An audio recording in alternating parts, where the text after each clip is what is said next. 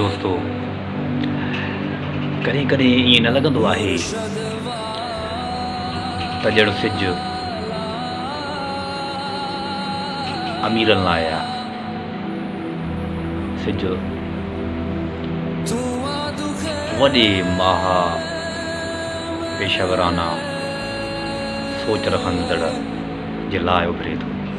हीउ ॾींहुं जेको आहे अमीरनि जे लाइ ई आहे। हीअ ईदूं जेके आहिनि, रस्मूं जेके आहिनि, सभु जेके बि आहिनि, इहे ॼण कंहिं पैसे वारे जे लाइ आहिनि। कॾहिं कॾहिं ईअं नाहे लॻंदो हा जॾहिं कुझु हथ में न हुजे ऐं कपिड़ा फाटल हुजनि,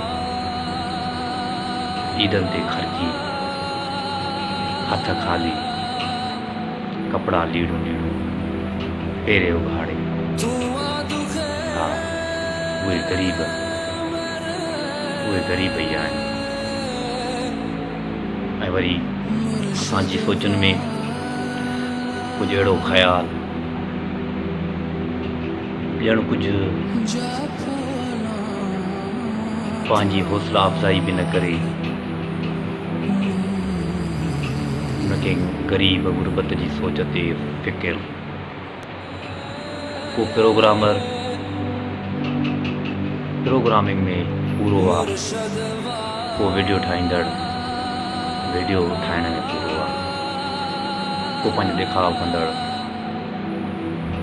कंहिं इफ़्तार में पूरो आहे, को लेदार सारी में पूरो आहे, चङो चङाई में पूरो आहे, बुरो बुराई में पूरो आहे।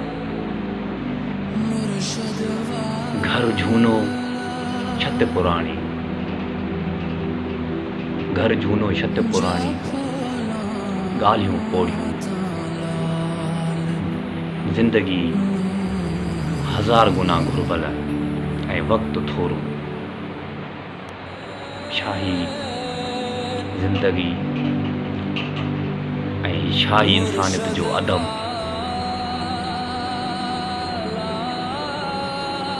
कंहिंजो नालो प्रकाश आहे, कंहिंजो नालो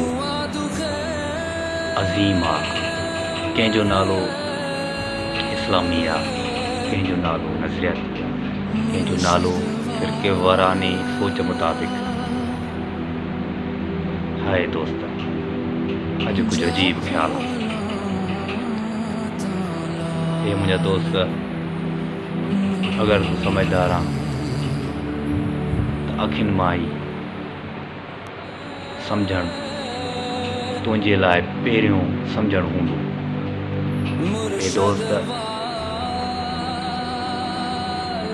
वॾो को ऊनो समुंड आहे जंहिंजी पुॼाणी आहे ई न, जंहिंखे किनारो ई कोन्हे।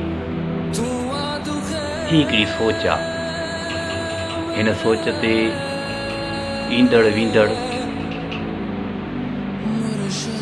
न ॿुॾे थो न तरे थो, ऐं हिन ॻाल्हि खे ॿुधंदड़ ॼण को खिले थो ऐं चरियो चवे। अजीब हिकिड़ी रस्म आहे, अजीब हिकिड़ी ज़हनी सोच आहे। हिन सोच खे सम्झंदड़, पाण खे ॾाहो सम्झंदड़, उहो बि टोक करे थो। हाय अजीब खेल आहे, हाय हीअ ज़िंदगी आहे। अगरि चपनि ते मुर्क आहे त दिलि में दर्द आहे। कंहिंखे कहिड़ी ख़बर, मुर्कण ऐं दर्द में कहिड़ो फ़र्क़ु आहे। हाय अजीब कुझु कहाणी आहे, अजीब हिकिड़ो दास्तान। को पढ़ण लाइ तयारु न हुजे, अहिड़ो किताबु हुजे कंहिंजे लाइ वॾी माना रखे, कंहिंजे लाइ माना न रखे। हाय अजीब दास्तान।